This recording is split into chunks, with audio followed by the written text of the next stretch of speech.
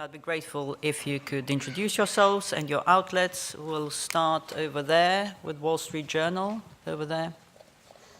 1, 2, 3, fourth row. Thank you. Mr. Secretary General, Julian Barnes, Wall Street Journal. You mentioned the cyber aspect of the command structure review. Can you talk a little bit more about what you want NATO to work on and adapt in this realm, and what will be the nature of the cyber discussions during the meeting today, this week? The nature of the discussion on cyber will partly be to take stock of the implementation of decisions we have already made. We have decided to establish cyber as a domain alongside air, sea and land, and we are delivering on that. We made a cyber pledge where we outline how NATO and nations have to improve their cyber defense, how they have to improve their ability to protect their cyber networks, and we have to make sure that we are implementing on the cyber pledge. But we will also discuss how we can strengthen the cyber component of our command structure.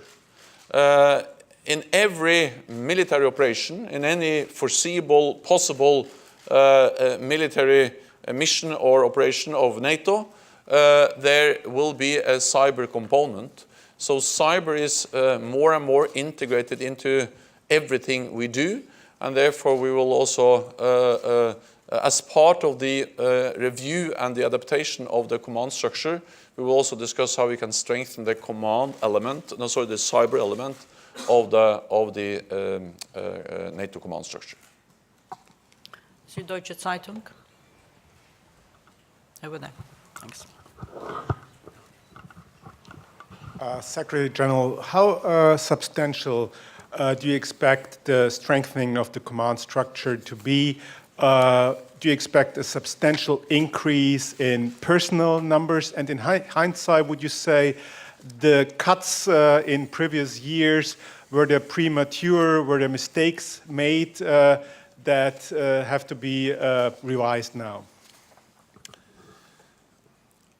The plan is to take decisions on what we call the outline for the new command structure during the ministerial meeting tomorrow. And that will be the basis for further work. Then we will make more detailed decisions next year. We will address this also at our defense ministerial meeting in February. The outline, which I expect to be agreed tomorrow, is based on advice from our strategic commanders. And that includes one command for the Atlantic to strengthen our ability to protect the sea lines, which are so critical for a transatlantic alliance. We have to be able to move forces, troops across the Atlantic from North America to Europe. And it will include a command which is focusing on and responsible for the movement of troops within Europe, which is of course also of great importance. Then there will be a cyber element, and there will be many other elements that we will address as part of the proposals. I think that what has made NATO so strong is our ability to adapt. So when the world is changing, NATO is changing. And therefore, I don't regret that we, after the end of the Cold War, reduced the size of the NATO command structure, as long as we are able to adapt when the tensions are increasing again. We are not going to make decisions on the exact numbers. This is partly about additional resources and partly about whether we're able to reprioritize and be more efficient in the way we conduct and organize our command structure. So what we will decide tomorrow is the basis for further work, the outline, and the different structures. Let me just underline that, for instance, so during the Cold War, at the end of the Cold War, there were 22,000 personnel working in the NATO command structure with 33 different commands.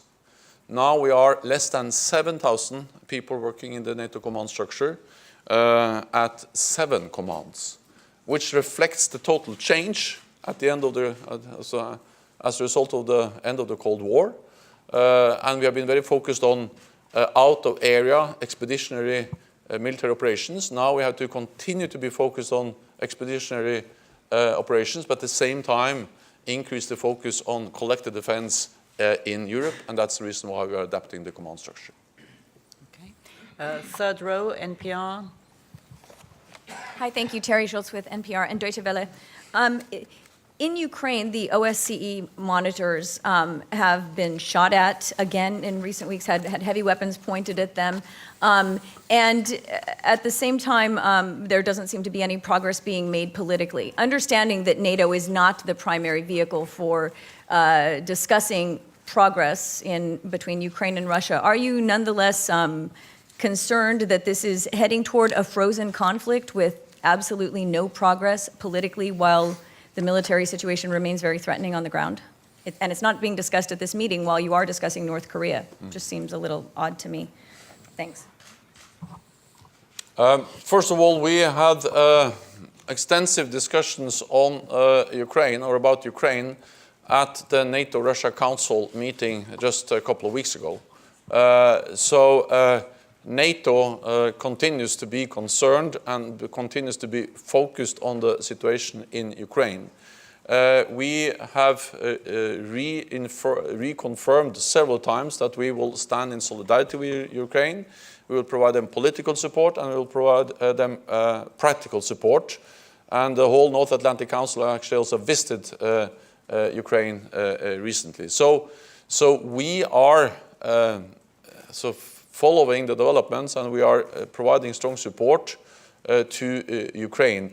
I also expect that ministers will, of course, when we discuss global security challenges, both during the dinner, but also when we discuss the need to adapt NATO, that Ukraine will be part of that discussion. Because one of the main reasons why NATO is adapting, both with increased readiness, preparedness of our forces, but also by forward deployment of our troops in the eastern part of the alliance and the adaptation of the NATO command structure, is triggered by the illegal annexation of Crimea and the continued destabilization of eastern Ukraine.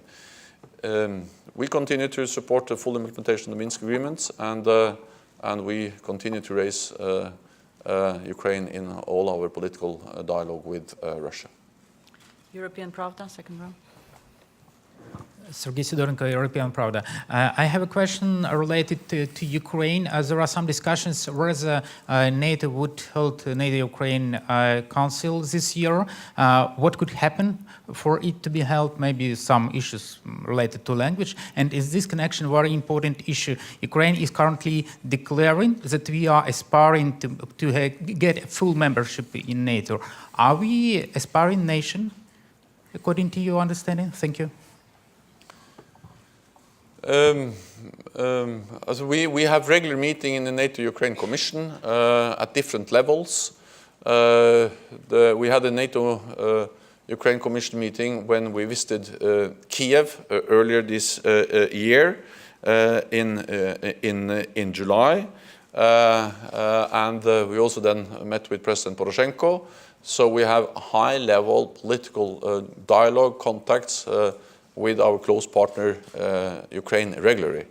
We haven't a fixed date for the next meeting of the NATO-Ukraine Commission, but that is something that takes place regularly at different levels. Ukraine is a close partner. We support Euro-Atlantic aspirations of Ukraine.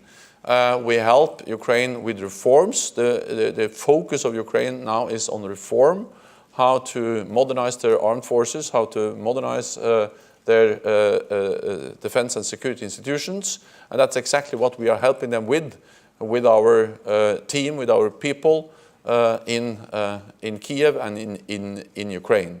So I think that we should now focus on reform, which also helps, of course, Ukraine on the path towards NATO. We'll go to the first row. Thank you, Secretary General Barzan, reporter for Kurdistan 24. Just 2 weeks ago, you had a meeting with Mr. Brett McGurk, Special Presidential Envoy for Global Coalition Anti-ISIS. Can you tell us something, some detail about your meeting with him? And the second question, are you concerned about the tension between Iraqi army and Kurdish Peshmerga? Thank you. We had a very good meeting with Brett McGurk a couple of weeks ago. I had a meeting with him in my office, but he also met with the whole North Atlantic Council. And we discussed how NATO can provide support in the best possible way to the counter-ISIL coalition. NATO is a full member, and we provide support with training of Iraqi forces, and we also provide support with our AWACS surveillance planes. And of course, NATO allies, which are all part of the coalition, and provide the bulk of their military capabilities of the coalition, they welcome very much the progress which has been made in the fight against ISIL. Most of the territory controlled by ISIL is now liberated, and they have lost all the big cities, and the caliphate doesn't exist in any way. At the same time, we are concerned, or we are aware of that this doesn't end the fight against ISIL, because this is a global threat. It's a threat not only in Iraq and Syria, but we see it in also many other countries, and we see it in our own streets. ISIL also organizing or inspiring terrorist attacks in our own streets. So we need to continue the fight against ISIL. And the brutal reality is that since they have lost control of territory in Iraq and Syria, they may be now even more focused on how to organize terrorist attacks against NATO allies and partner countries. We would very much like to see a constructive dialogue between the Peshmerga and the government in Baghdad, because we believe that any use of violence will only undermine the fight against terrorism. GeoTV. Khalid Faruqi from Geo Television News, Pakistan. Secretary General, the relation between Afghanistan and Pakistan is very low. Secretary Terrelson, in between line, he said, with or without Pakistan, we are going to end terrorism. But we see last 17 years, this war in Afghanistan, terrorism in Afghanistan, also in Pakistan continue. Is there any improvement vis-a-vis Pakistan? And what is your opinion about Pakistan? Are they cooperating with you, or they are not cooperating with you? Thank you. We have regular contacts, dialogue with Pakistan in many different ways. The director of the International Military Staff here at NATO recently visited Pakistan. Our commander in Afghanistan regularly meet with his Pakistani counterparts, because we have to address the big challenge that Taliban and the insurgents are working also out of bases in Pakistan. And we have raised that several times. It is extremely important that all countries in the region support the efforts of the Afghan National Unity Government, and that no country provide any kind of sanctuary for the terrorists. So we will continue to raise this with Pakistan, because we can only, the fight against Taliban and terrorists will gain so much if we are able to have all countries in the region fully on board. Lady in the first row. The increasing insecurity in Afghanistan being the biggest concern that taken this morning was mirroring the increasing number of attacks on media and people's voice. My question is, what kind of decisions are we going to discuss in regard to Afghanistan, and what kind of modification strategically and in terms of structural modification do we expect as a result of Trump's new condition-based strategy and the increasing aggressive response from Taliban in the region? Thank you. The attack we saw this morning was yet another example of brutal and horrendous attacks against civilians. The attack has now ended, and it was the Afghan security forces that were able to stop it. And it shows that the Afghan security forces, they are professional, they are committed, and they have the capability to respond when the insurgents are attacking. It's always unacceptable when civilians are attacked, as we have seen many examples of during the last weeks in Afghanistan. But in particular, I think it is serious when they attack a TV station, Samshad TV, which is not only an attack on civilians, but is also an attack on one of the most important things in a free and open society, and that's the free press. So therefore, it just underlines the importance of fighting the terrorists, fighting the insurgents, and continue to support the Afghan security forces, which reacted in a very professional way to the attack on the TV station. NATO will continue to support Afghanistan. And we have decided that we will strengthen our support. We are doing that in different ways. Perhaps the most important contribution now is that we have decided to increase the number of troops. We will not go back in combat operations, but we need to strengthen the train and assist and advise mission, the Resolute Support mission, to help the Afghans break the stalemate, to send a clear message to Taliban, to the insurgents, that they will not win on the battleground. The only way they can achieve anything is by sitting down at the negotiating table and be part of a peaceful, negotiated political solution. So the reason why we are supporting the Afghan security forces is to enable a political, peaceful solution. There will be more troops. The current level is around 13,000. The new level will be around 16,000. They will train, assist, and advise. And in particular, we are focusing on training the Afghan Special Operation Forces, which have proven so key in the fight against the insurgents, the terrorists, the Taliban. And we are going to help them with developing their air force. The Afghans are now more and more capable of conducting air operations themselves. And we will help them with military schools, improve command and control. We are also extremely focused, that will be an important issue during the meeting, on funding. Non-US allies have promised $1 billion US yearly to support the Afghan army and police. And we will stress, and I will underline the importance of that we don't only deliver the forces we have promised to train the Afghans, but also deliver the funding for funding the Afghan national security and military. And then we will also address, for instance, the issue of sanctuaries in Pakistan and the importance of having a regional approach to a peaceful solution in Afghanistan. Gentleman in the first row. Thank you very much. Mikhail Korostikov, Kommersant newspaper, Russia. Could you please outline the main outcomes of your visit to Asia and to what extent and in what form NATO can be involved into solving North Korean issue? Thank you.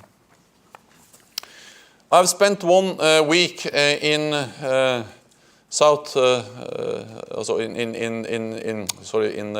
in Japan and in South Korea, and that was a very productive and useful visit. I met with the Prime Minister of Japan, the President of South Korea, and many other political leaders. Japan and South Korea are close partners of NATO. Japan is the longest standing partner of NATO outside Europe, and South Korea has been a close partner also for many years. The reckless and irresponsible behavior of North Korea is not only a threat to our partners in the region, South Korea and Japan, but it's also a threat to NATO allies and to international peace and security. Therefore, in my discussions with the Prime Minister of Japan and the President of South Korea, we agreed strongly on the need to put maximum pressure on North Korea so we can reach a peaceful, negotiated solution to the crisis. No one wants war, but at the same time, we have to avoid that North Korea continues to develop nuclear weapons and long-range missiles. And therefore, we need to put pressure on them by diplomatic means, by political means, but not least by economic sanctions. And I welcome that the UN Security Council has strengthened the economic sanctions. They did so in September. And the good news is that it looks like the sanctions are to a higher degree implemented now, putting a real pressure on North Korea. NATO has responded to ballistic and nuclear threats for decades. And the way we have done that, dating back to the Cold War, is by deterrence and by showing the resolve and that we have the capabilities enabling us to respond to any attack. And that's still the case. Deterrence, our ability to respond if we are attacked, is also the best way to prevent an attack. And that's also, of course, the case when it comes to threats from North Korea. The concern now that we have that is that they are now in the process of developing missiles with the range, making them capable of hitting not only countries in the region, but also cities on both sides of the Atlantic, NATO allies in both North America and in Europe. Washington Post, 8th row, lower down, thank you.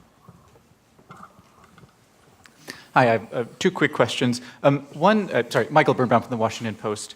I wanted to ask, in this cyber command structure, how comfortable are NATO allies at this point in sharing cyber capabilities and information with each other? Are you, as part of your efforts, are you trying to encourage allies to share what they're able to do and the things they're able to find out on the cyber front, or is this envisioned as a more narrowly defined mission and command? And secondly, in Washington right now, there's a tremendous amount of discussion about Russian involvement in US politics and the election system. Is this going to be a discussion? I mean, does that rise to the level of a security threat that's going to be discussed among defense ministers? And what do you make right now of Russian involvement in the US political system? Thanks. First on cyber, we are strengthening our capabilities when it comes to protecting NATO networks, but also to help allies protecting their networks. And we have seen a significant increase in the number of attacks against NATO networks, around 60% over the last year. So this is, and we have seen global attacks against many NATO allies and many other countries. So this is a threat we have to take very seriously. We are sharing more information. We are exercising. We are sharing best practices. We have the Center for Excellence in addressing cyber threats in Tallinn, and we have more exercises on cyber. So we are doing more to share information, share best practices, and to learn from each other.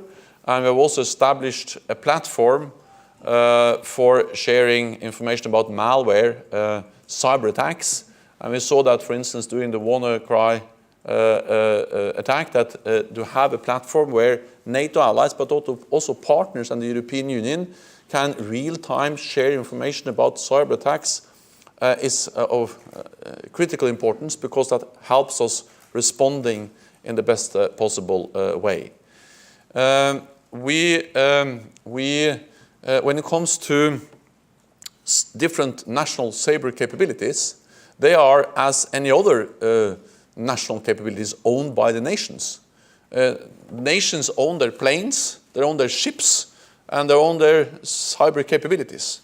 And they can of course, share that with other allies. They can work with other allies, and they can deploy them in NATO missions and operations, but it's still owned by the nations. So in that sense, there is no difference between a nation that owns a ship and deploy that ship in a NATO mission, or a nation that owns a cyber capability and deploy that capability as part of a NATO mission. So that's the same, and it's about national ownership to capabilities which are deployed and used in NATO missions. We had... Oh, sorry. No, so that's... So there's an ongoing investigation or process in the United States, and it's not for me to conclude or to comment on something which has not been concluded in the United States. What I can say is that any interference in national political processes is unacceptable, and that's the case regardless of nation. And therefore, and that's also one of the reasons why I think it is important that we focus on hybrid threats, on efforts to provide, also to use cyber as a mean to interfere in domestic political processes, and one of the reasons why that is higher on the NATO agenda. But I think we have to see the outcome of the process which is now going on in the United States before we start to comment on that. German television, the fifth row, please, in the middle. Stefan Leifert, German television, ZDF. Another question on the new NATO command structure. Can you already say when the decision will be taken on where the two new commands will be located? And second question, does Germany play a role in that decision? So what we will decide tomorrow is the basis for further work, the outline, which then includes a command for the movement of military equipment forces and within Europe. I will not now be specific on exactly where such a command may be located, but I would say that Germany is central in Europe. That's at least what I can say. Then it's a process which is going on, and we will take more detailed decisions when we move into next year. And now we hope to agree on the outline, and then we have to make decisions also when we move into next year, and we'll have a defense ministerial meeting in February, which I think will be very crucial for the further decisions on the more detailed decisions on the new NATO command structure, including the different geographical locations of the different commands. Reuters, fourth row. Thank you.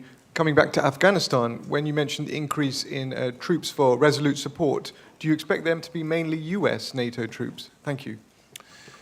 I expect that when it comes to the troops for the Resolute Support, around half will be US and roughly half non-US. I'm not able to give you exact figures because we are now in the process of generating the forces. That will be an important issue at the meeting on Thursday. But based on what we have seen so far, the indications are roughly half US, half non-US of the additional forces, which is also actually the case now for the 13,000 troops we have there today. Then, of course, some nations also have some troops outside the Resolute Support mission. But when you speak about the troops in the Resolute Support mission, the NATO mission, it's roughly half-half. Second row, please. Thank you very much. I'm Parvesh Shamal from Tolo News. The US, through the new strategy on Afghanistan and South Asia, has increased its pressure on Pakistan for sheltering and supporting Taliban. What kind of pressure NATO can bring on Pakistan to eliminate the terrorist sanctuaries? This has been raised directly with Pakistan several times, both by the United States at the political level, but also by the commanders we have the NATO commanders and the US commanders in Afghanistan. And we will continue to raise it with Pakistan. And as I said, the director of the International Military Staff, he recently visited Pakistan, and this was one of the issues he, of course, raised with Pakistan. No country should provide any kind of sanctuary to Taliban or the terrorists, because that just makes the fight against the terrorists more difficult. Viesti from Montenegro. Mr. Stoltenberg, we heard earlier from NATO that there will be no NATO bases in Montenegro, but recently anti-NATO opposition leaders said that there will be like 2 NATO bases in recent years. Can you comment on that? Is that true? Thank you. There will be no NATO activity, no NATO bases, no NATO facilities in any way in Montenegro without the consent of the government of Montenegro. And that's the case for all NATO allies. So NATO is only present in a way that is welcomed by the nations. Sometimes NATO provide funding for infrastructure. We have exercises and that kind of activities. I don't call that a NATO base. I would call that NATO activities. So there are no plans for NATO bases, meaning a big NATO base, but of course there are NATO activities that will take place in Montenegro, but that's something that takes place only because we are invited by Montenegro, because Montenegro is a NATO ally. Gentleman in the back. Thank you. My name is Konstantin Penimov from Meduza, Russia. Going back to cybersecurity, you mentioned WannaCry malware. I was hoping to ask, are there other specific threats to cybersecurity? And particularly, does NATO have reason to believe that Russia is currently an active cybersecurity threat? Thank you. I didn't get the first question. The first question was? Other specific threats to NATO cybersecurity besides WannaCry malware? Yeah, there are many threats. Also, we have seen many attacks, several hundred attacks, and almost daily we see attacks against NATO networks. But you know, that's everything from small incidents to very serious attacks where our experts have to go in and help to stop them. So the numbers are high, but the degree of seriousness varies, of course. This is about attacks against NATO networks. We have, of course, cyber networks at all our headquarters, but also when we have NATO missions and operations, we are dependent on cyber networks, and they are, and we are focused on how to protect and defend them. We see attacks, and then one of the challenges with cyber attacks is, of course, the question of attribution. Who is behind? That's one of the big challenges, to identify, decide who is behind the attack. So one of the issues we are addressing together with allies is how can we improve the technology, the methods to identify who is behind the cyber attack attribution. And again, exercises, technology is ways to improve the way we are doing that. Several NATO allies have reported about that they have seen cyber attacks which Russia is behind. And I think we have to remember that there are both nations, state actors, and non-state actors that are behind cyber attacks. For instance, when I visited Korea and Japan, there was a lot of focus on that also North Korea is responsible for and has developed advanced methods or tools for conducting cyber attacks. So there are many. Thank you very much. This concludes this press conference. Looking forward to seeing you all tomorrow. Thank you. Thank you.